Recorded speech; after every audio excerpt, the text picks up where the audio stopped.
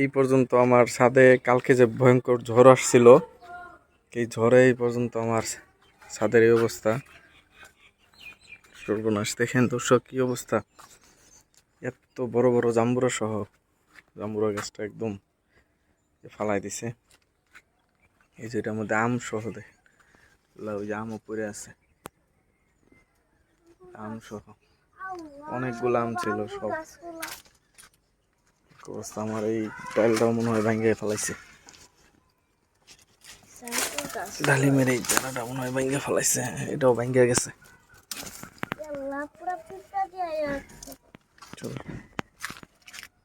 দেখেন জাম্বুরা গুলা কি অবস্থা, টপ টপ আরো কিছু ফালাইছে।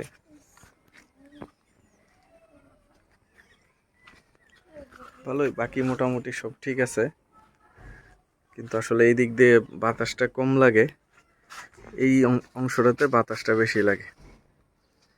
এই অংশে একদম খোলা তো দুই পাশে, যার কারণে প্রচুর বাতাস এসে একদম সেরে। এই যে একটা কাটিমন ফুল আসছে, আমের সিজন শেষ, ওই যে আমার গাছে ফুল আসা শুরু হয়েছে। এর মধ্যে একটা ডাল ভেঙে গেছে, ডালটা ভেঙে গেছে, মানে এটা একা একা উঠাইতে পারবো কিনা এটাই একটা টেনশন, দেখা যায় কি হয়। তো যাই হোক, একা একা চেষ্টা করে আমি এই কাটিমন গাছটাকে সোজা করে দাঁড়া করলাম। তো ছাদ বাগানে আসলে এরকম ঝড়টা হইলে কিছু করার থাকে না। জাম্বুরা গাছ দেখেন, জাম্বুরা সহ কিছুই করার থাকে না। যদি ঝড়ে পড়ে যায় বাতাস, কারণ ডালপালা একটু বেশি হয়েছে, বাতাসটা একটু লাগছে, দেখেন খুব বেশি জাম্বুরাগুলো কিন্তু বাতি হওয়ার মতো অবশ্য খাওয়ার মতো অবস্থা নাই। এগুলো হয়তো পুরো নষ্টই হইতে হবে, আমগুলো হয়তো ভালোভাবে পাকবেও না। কিন্তু জাম্বুরা তিনটাই নষ্ট আমার, এই তিনটা আর খাওয়ার কোনো ব্যবস্থা নাই। যাই হোক, ঝড়ে ক্ষতি করছে আসলে অনাকাঙ্ক্ষিত, কিছু করার নাই, কষ্টের। আমগুলা পড়ার পরে আবার ইঁদুর আক্রমণ করছে। যাই হোক, আম গাছটাও সোজা করে দাঁড় করাই দিলাম। ঝড়ে যতটুকু ক্ষতি হওয়ার তা তো হয়েছেই, সেই ক্ষতি হয়তো আর পুষবে না।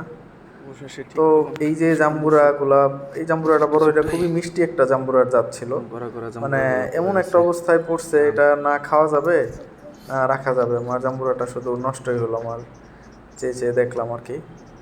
যাই হোক দর্শক, এটা অনাকাঙ্ক্ষিত ঘটনা।